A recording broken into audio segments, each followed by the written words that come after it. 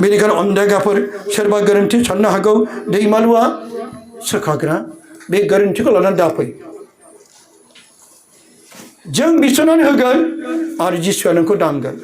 नोंनि फोथायनाया जिसुनियाव जानांगोन अन्धायगाफोर जिसुआसो नोंनि फोथायनायखौ नुनानै सोरबा बिसुग्रा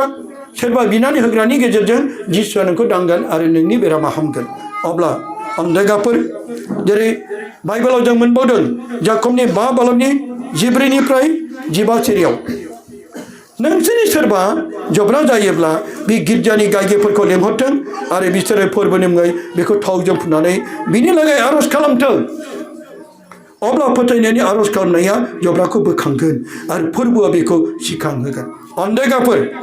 अब्ला अन्धायगाफोर बिदा फंबाय बिनानावफोर खायसे जिसुखौ फोथायग्रा सुबुंबो बुंनो नागिरो आं दहाय गले गले बुंबाय थादों अनलि जिसुआल' बिसग्रा जानो हायो गले गले बेखौनो बुंबाय थानाय जादों अन्धायगाफोर नाथाय जिसुआ बे बाथ्राखौ माब्ला बुंदोंमोन आरो दा बिसग्राया सोर बेखौ गोथौ बिजिरनाया जोंनि थाखाय गोनांथार दा बिसग्राया सोर नों आरो आं फादार सिस्टार पास्टर अन्धायगाफोर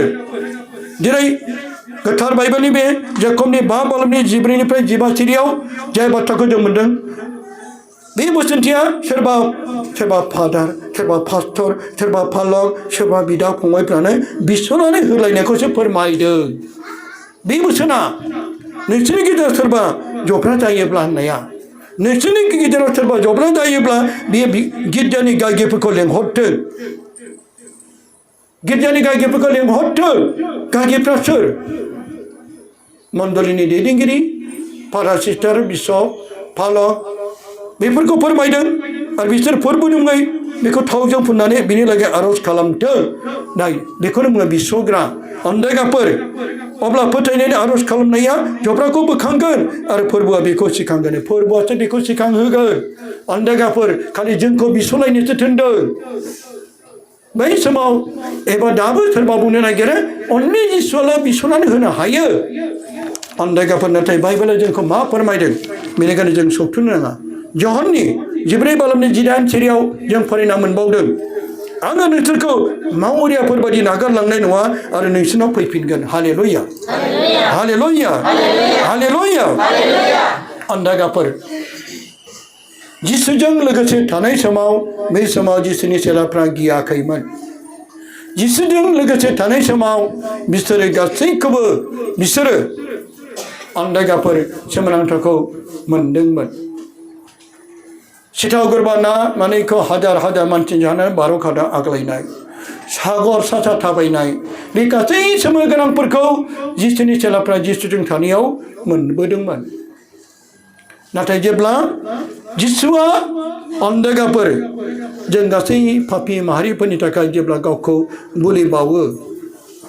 गावनि थैखौ बोहैहोयो आरो बेनिफ्राय जेब्ला बियो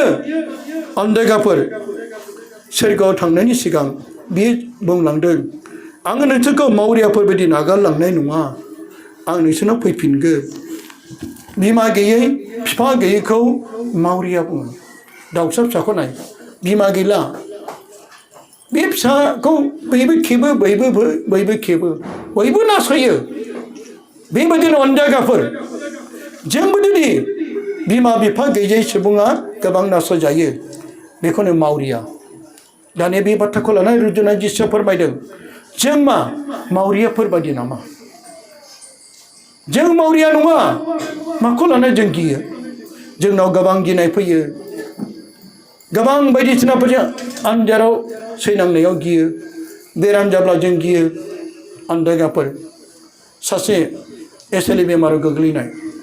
नानि आलफन्सानि एखे बेमारा जादों बियो अन्धायगाफोर बियो दिनै फैगौमोन नाथाय गावनि बिहाव बिखुनजोआ नेपालाव बियो थांनायखाय अन्धायगाफोर गाबोन समफोरसो सफैगोन बिनि उनावसो फैगोन गोबां डिप्रेसन जायो गोबांथार बियो साननायफोरजों बे गिनाय फैयो अन्धायगाफोर आं नामखौ मख'वा बे गोबांथार गिनाय फैबाय मानोना बावैसो सिगां सासे सिस्टाराबो नानि आलफन्सानि बायदि बेरामाव थैबाय हिन्जावफोरनावल' जायो बे बेरामा बेखौनो एसएलइ बेमार SLE गुगलाव नायब्ला नोंसोर नुगोन SLE बेमार बे बेमारखौ आं खोनाफेराखैमोन जेब्ला आंनि फिसा हिन्जाव आलफनसेया बे बेरामाव भुगियो अब्लासो आं बेनिफ्राय मिथिनो मोन्दों आरो बे बेरामा जायोब्ला बासाया बेयो थैजोबगोन थैजाजोबजागोन थैया जोबगोन आरो किडनि लिभारा डेमेज जाजोबगोन अन्धायगाफोर बियो 6-7 बोसोरनिफ्राय हमनानै 40-45 बोसोरसिमाव हिन्जावफोरनाव बिसिमाव सहैगोन बिनि उनाव बारब्ला 50 बोसोरब्ला जानाय नङा हिन्जावफोरनाव जायो बे बेरामा जेब्ला बेबायदि बेमारा जायोब्ला आथिं आखाइ साग्रोगोन उन्दुनो ओंखारगोन नैबे मोखाङा बुगोन खावलाया आगर एरनाय बायदि जागोन आरो बियो हजम जानाय नङा एसे जाहांनायावनो जुदि ट्रिटमेन्ट लाब्लाबो नाथाय अन्धायगाफोर लाइफ टाइम बे मुलि जानांगोन मासाव 30-40 हाजारनि मुलि जानांगोन मालाबा साननैसो बा सानथामसो मोनजायाब्ला जिरायनायाव गोलैनानैबो थैगोन बे SLE बेमारा हिन्जावफोरनाल' जायो जोंनि उदालगुरियाव 7-8 जाबाय थैनाया सिख्लाफोराल' नानि आलफनसानावबो जानायखौ आं बे बेमारखौ अब्लासो मिथिदों बे बेरामा जोंनि इण्डियानाव दा जागासिनो दं जाय मानसिफ्रा बांसिन दै लोङा जाय मानसिफ्रा दै लोंनाया खम सानसेयाव गिलासथाम गिलासब्रै एबा गांबाल' लोंग्रा बे मानसिनाव बे SLE बेमारा जायो जाय मानसिना दै खम लोङो बेनाव बेबायदि बेरामा जायो ओंखायनो दै गोबां लोंनांगौ गाङाब्लाबो नों सानसेयाव जुदि 10-12 गिलास दै लोंबायब्ला बे SLE बेमार जानो नागिरनाया गोमाफिनगोन गोबां मानसिफोरनाव दै गैया उदैयाव देहायाव दै गैया जायनि थाखाय बेराम जायनि थाखाय गुबुन बेमारफ्रा जायो अन्धायगाफोर जेब्ला बे आइजोआ बियो सासे अन्धायगाफोर सासे गुबुन धोरोमनि बाथौ धोरोमनि सुबुंजों बे हाबा जादों बे काथलिकमोन आरो बियो गावनि आथिं सानायाव बिखुं सानायाव आखाइ सानायाव उदै सानायाव जेब्ला टेस्ट खालामजाबाय टेस्ट खालामजानानै मा मोनखो SLE बेमार पजिटिभ मोनबाय जाय बेरामा जानाय लोगो लोगो दिनै बियो गोबांथार अन्थाव बाथाव 8 मासनि गथ' दं हौवासा मोजां गब्लफुनाय 8 मास जाबाय बे फिसाखौ नायै गाबबाय थायो आयौ आंथ' SLE बेमारजों थैसिगोन आंनि फिसाखौ सोर अनबावगोन गुबुन गदाय लायोब्ला बेबा माबायदि बेखौ नायगोन बेबायदि साननाय बेनाव फैबाय अब्ला बे समाव बिनि बिब'आ आंनो फन हरग्रोबाय आदा आंनि बिनानावा सेला फोथाराव हाबा जाहैदों नानि आलफनसानि बे बेरामानो बेनावबो जादों आरो बे बेरामा जायोबाथ' बासिनाय गैखाया अब्ला नों आर'ज खालामदो अननानै बिसनानै होदो आरो बुंबाय आगै आलफनसानावबो बिसना होदो दे जागोन आं जेब्ला बिनि थाखाय आङो बै नानि आलफनसानि बै गिदिर गथ' दं बाय थांनानै आङो बेनि मुंखौ लानानै बिबाय जेब्ला आं बिनि थाखाय बिबाय फिसा आलफनसा 2023 मायथाइनि 4 एप्रिलाव नों SLE बेमारनिफ्राय भुगिजानानै नोङो बेनिफ्राय रुंसारि जाबाय नोंनि बे SLE बेमारा बेबायदिनो सासे आइजोनावबो बे बेमारा सोमजिबाय फिसा नों बिसनानै होदो नों बिनानै होयोब्ला जानांगौ जिसुआबो खोनासंनानै बै जाय आइजोनि SLE बेमाराबो गोजान जानाय बायदि आं बेबायदिनो बिनि थाखाय उखैजाना बिदों आं बिनि थाखाय बे आइजोनि थाखाय SLE बेमारनि थाखाय आङो बिनि आलफनसानाव सानफ्रोमबो बिबाय थादों आरो बेयाव बिबार होनानै बिदों आरो बे गथ' गिदिङै बिनि थाखाय बिदों आरो जिउ मोनदांबाय बिनि SLE बेमारा गोमासिगोन नेगेटिभ जासिगोन बेखौ मोनदांबाय आरो बाइबेल आं बेखेवबाय जेसेनो बिनि एक्सुवेलि दा दसफोरखौ मोनबाय गिनो नाङा आं नोंजों लोगोसे दं बेखौसो मोनबाय बे बिराद गिबाय जाथावै बेमारा जानायाव बे गिबाय उन्दुनाय गैया जानाय गैया नाथाय बेखौ मोनबाय आं अब्ला बेखौ बुंबाय बिनानाव नों गिनो नाङा बाइबेला मोनदों मोनसे गेदेर थांखि ला बे थांखि लाबाय आङो बबेबा गिर्जायाव नांगौबा गिर्जा लुनो दान होगोन आं बबेबा गिर्जायाव आं फादारफोरनि गिर्जायाव नङा बबेबा मोनसे जायगायाव गिर्जा न' लुनो थाखाय दान होगोन बे मोनसे थांखि लाबाय बे थांखिखौ रावनोबो मिथिहोआखै आन्दायगाफोर आरो बे आंनो मिथिहोदों आंबो रावनोबो मिथिहोआ दा बे थांखिखौ बेनि नामखौबो आं मख'वा आन्दायगाफोर जेब्ला बे गिथाव बाथाव बेमार केन्सारनिफ्रायबो गाज्रिसिन बे एसेले बेमारा हिन्जावफोरनाव जायो आन्दायगाफोर बेनिखायनो बे बेरामनिफ्राय नोंसोर मिथिदोंब्ला थाबनो बेखौ बाहाय मिथिनाय नङा बिनि डक्टरफ्रा रावबो बेखौ टेस्ट खालामनो मोननाय नङा आन्दायगाफोर जेब्ला आं बिनि थाखाय बियो आरो बिनिफ्राय आन्दायगाफोर नैथियाव मोनबाय सितागुर बारो ना मानैया हाजार हाजार मानसिनो जाहोनानै 12 खादा होलायनाय सोमोनांथावखौ मोनबाय बाइबेलाव बे बिनानाव सोमोन्दै गेवनायाव खोन्थाबाय बिनानाव नोंनिया मिराकेल जासिगोन सोमोनांथाव जासिगोन नोंनि बेरामा बे एसेले बेमारा गोमोरसिगोन नङाबा मुलि जाब्लाबो थाखाया बासिखाया अब्ला बे एसे खुसि जाबाय थां बिनानाव नोङो दिल्ली नङाबा चेन्नाइयाव थां बे नोङो गुवाहाटियाव थाङो ट्रिटमेन्ट लाबाय थायोब्ला नोंनि 20 लाख 30 लाख 1 कोटिब्लाबो नोङो बासिनाय नङा थांगोन लाख लाख थाखा थेवबो नाथाय बासिनाय नङा थां नोङो बेनिफ्राय बिसोरो गावनि फिसायखौ लानानै गथ' गोरलैखौ लानानै फ्लाइटआव गाखोबाय जेब्ला बिसोरो दिल्लीयाव सहैयो मोनानि 11टासो सहैदों हालेलुया हालेलुया हालेलुया मोनानि 11टा जेब्ला बिसोर सहैबाय आन्दायगाफोर आरो बेनिफ्राय बिसोरो हटेलाव थाबाय अखानायै फुङाव बिसोरो बै डक्टरनाव थांबाय डक्टरा नायबाय दिनै खेबसेनो रिपर्टखौ मोननाय नङा सानथामसो नेनांगोन बिगासिनो दं आंबो बिगासिनो दं आरो आङो नानि आलफनसानावबो नोङो बिसोरनो खावलायबाय था होनना बुंबाय जेब्ला सानथामनि उनावहाय जेब्ला मोनाबिलि समाव खुसिजों बुंहरबाय आदा नों जेरै बुंदों बेबायदिनो मिराकेल जाबाय मा मिराकेल जाखो गासिबो नेगेटिभ जाजोब्बाय आं दिनै आगै आलफनसाखौ आंजों सिमाङाव फैनाय नुदों मा फैनाय नुदों आं फट' खेबजादोंमोन फट' खेबजानायाव आंनि खाथियाव थाफैदों आलफनसाखौ बिबाय थानायाव आलफनसाया गावजों फट' खेबजानायाव गावनि खाथियाव थाफैदोंनो गाव बेखौ बिसोरनो खावलायबाय थादोंमोन आलफनसानाव जायनि थाखाय बियो होनबाय नोंनि बे बेरामा गोमोरसिगोन जेरै बाइबेलावबो मोनदों आंबो बिबाय थादों नोंबो खावलायबाय थादों आरो नोंनि खावलायनायखौ इसोरा खोनासंबाय आलफनसानि गेजेरजों नों खावलायदोंमोन आरो दिनै मोनबाय नेगेटिभ हालेलुया हालेलुया हालेलुया आन्दायगाफोर नाथाय बियो आलफनसाखौ गोथार होननानै बियाखै बिसोरनो खावलायदों जेरै मादार टेरेसाया गोथार जानायनि सिगां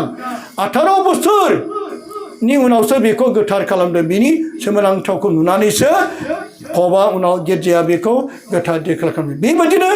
नों आं बिदा फंबाय बिनानावफोर बे हादोराव थैनानै थाङोब्ला जों बिसोरनो खावलायनो हायो बेनिखायनो जों गोथैफोरनि थाखाय बिनाया बिसो आन्दायगाफोर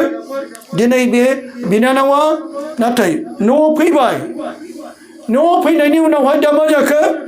आरो बिदिनो सानहाबग्रा जालायबाय सानबाय थायो गावनि बेरामाथ' गैलिया जे बेरामा थैनो गोनांमोन बे बेरामाथ' गैला ट्रिटमेन्टबो लानाङासै मुलिबो जानाङासै मुलि जानाङासै बे आलफनसानियाव बियो गाबै गाबै बिबाय थादों सिमाङाव गावजों आलफनसाया गावनि फट' खेबनायाव स्ट्रें थाफैदों आरो बेनिफ्राय रिजाल्टखौ मोनबाय बिनि एसेले बेमारा बिनि मोदोमाव गैलिया अब्ला बे खुसि जाबाय न'आव फ्लाइटजों सफैफिनबाय न'आव सफैफिननायनि उनावहाय आन्दायगाफोर दा बे सप्ता खेबसे जाबाय न'आव फैफिननानै नाथाय बे सानबाय थायो बायदिसिना साननायफोर हारसिं गाबलाबायो अब्ला बेखौ आं मोनाबिलि समाव जेब्ला बानजायहरो अब्ला खुसि जायो जेब्ला आङो मबाइलजों बेखौ काउन्सिलिं लाहरो गोजोन मोनो अब्ला गोजोन उन्दुनो हायो दा आन्दायगाफोर बेनिखायनो दिनै जोङो बिसनायनि सोमोन्दै जों मिथिगासिनो दङ आरो जोंखौ फोरबोआ मावरियाफोरबायदि नागारलाङाखै जों मानो गाबनांगौ जों मानो लोरबां जानांगौ जों माखौ गिनांगौ जिसुमदा आं नोंसोरखौ मावरियाफोरबायदि नागारलाङा आं नोंसोरखौ हेफाजाबग्राखौ नोंसोरनाव आं नागारो आङो नोंसोरनाव फैफिनगोन बे गोथार जिउ इसोरा जोंनाव दङ गोथार जिउ गैयाब्ला गिनाय फैगोन गोथार जिउ गैयाब्ला बे मानसिया गिगोन धोरोमखौबो नागारफिनगोन सोरबा सिगिनायखौबो गिगोन सिलाय खामान जं सोगोमनाय बायदिसिना गाज्रि गाज्रि बुंनायखौबो बियो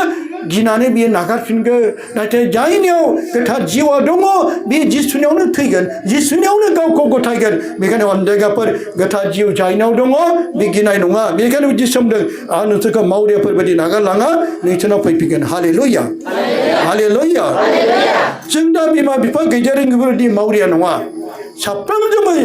इसोर दङ साफ्रोमजोंबो गोथार जिउ दं गोथार जिउआ जोंनाव थानानै जों साफ्रोमजों गावजों गाव बिसलायनायनि मोन्थायखौ जोंहा मोननो हायो हालेलुया हालेलुया जहननि 15 बालमनि 22निफ्राय 27नि सिराव दङ आङो आफानिफ्राय नोंसोरनो हेफाजाब होग्राखौ थिनहरगोन सोर बुंदों जिसुआ बुंदों आफानिफ्राय नोंसोरनो हेफाजाब होग्राखौ थिनहरगोन आफानिफ्राय ओंखारबोनाय नोंगौनि जिउआ फैब्ला बियो आंनि थाखाय साखि होगोन जिसुआ बे हादोराव मा खामानि मावदों बेखौ बे गोथार जिउआसो साखि होगोन गोथार जिउ गैयाब्ला बे साखि होनाय नङा आरो नोंसोरबो आंनि लागै साखि होगोन मानोना जाय जेननिफ्राय नोंसोर आंजों लोगोसे दं हालेलुया हालेलुया अनदायगाफोर सोरबा गोबां दुखुआव गोलैनानै बेरामाव गोलैना फैनायफोर दङ गोबां मानसिफ्रा सानदों आं थैसिगोन नामा गिनायफोर फैदों आंनि बे बेरामजोंनो आङो थैनांसिगोन नामा गोबां साननायफोर दङ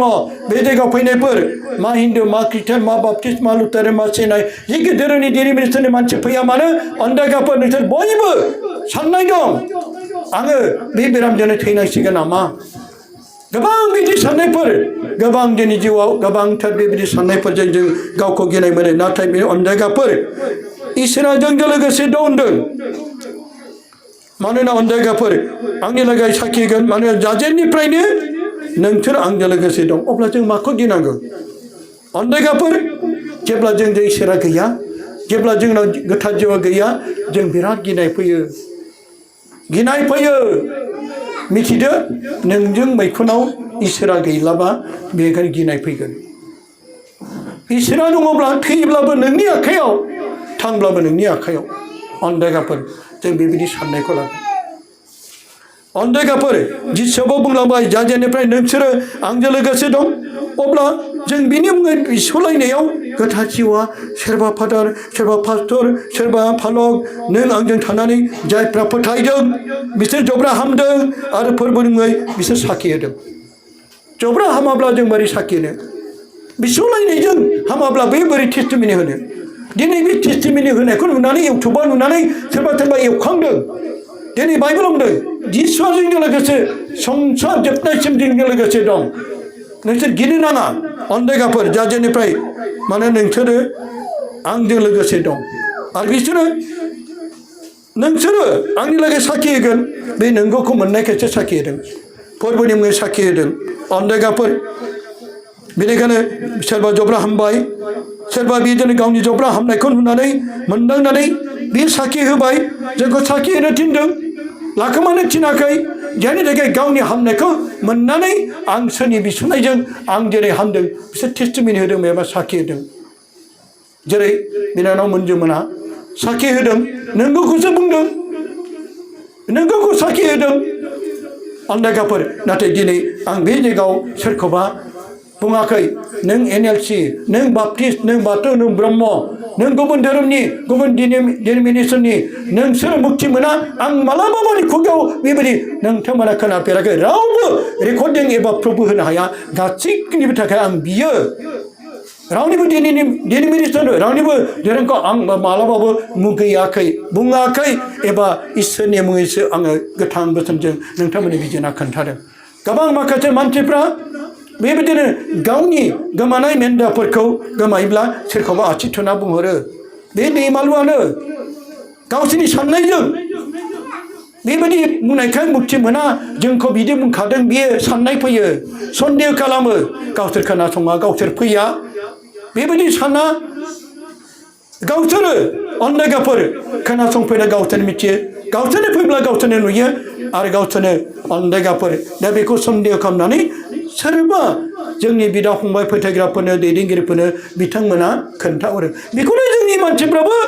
नंगौ सानो नाथाय बेसेबां सैथो बिथांमोना मालाबाबो सोंनो फैयाखै बेसेबां सैथो अन्दायगाफोर बिदि बुंमारदों ना बुंमाराखै मानोना मावनायनिफ्रायनो मिथियो ना दिनैसो आङो बुंदों नामा ना दिनैसो आङो इसोरनि खामानिखौ मावदों नामा अन्दायगाफोर बिसोरो जेरै जब्रा हामदों फोरबोनि साखि होदों रावबो फादार बिशप पास्टर फालारफ्रा बुङा आंहा बोलो दं आं सोखानो हायो रावबो दिनै बिसोर बिदि बुङा आंबो बुङा अन्दायगाफोर बिथांमोना बुङो नाजेर जिसुनि मुङै बेबायदि होननानैसो बिसनानै होयो हालेलुया हालेलुया